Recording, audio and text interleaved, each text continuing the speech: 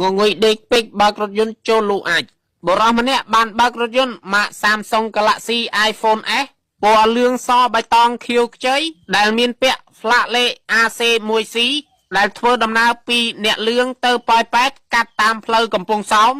មីងលក់ត្រីនៅជិតកន្លែងកាត់ហេតុបានជំទាវប្រាប់អ្នកសារព័ត៌មានយើងថាត្រីកញ្ចុះ 7000 ត្រីដែង 12000 ស្រស់ទៅយកមកពីទន្លេទេអូនហើយពូម៉ូតូឌុបដែលនៅជិតកន្លែងកាត់ហេតុបាននិយាយថាមុនកាត់ហេតុគាត់បានប្រទះឃើញរថយន្តមួយបើកយ៉ាងលឿនពីមុខទៅក្រោយហើយមកដល់កន្លែងកាត់ហេតុក៏បានបើកទៅបាត់បរោះជាជនបង្កបានសារភាពថាគាត់ជាមនុស្សគោហើយគាត់ក៏មិនបានចេះបើកឡានដែរ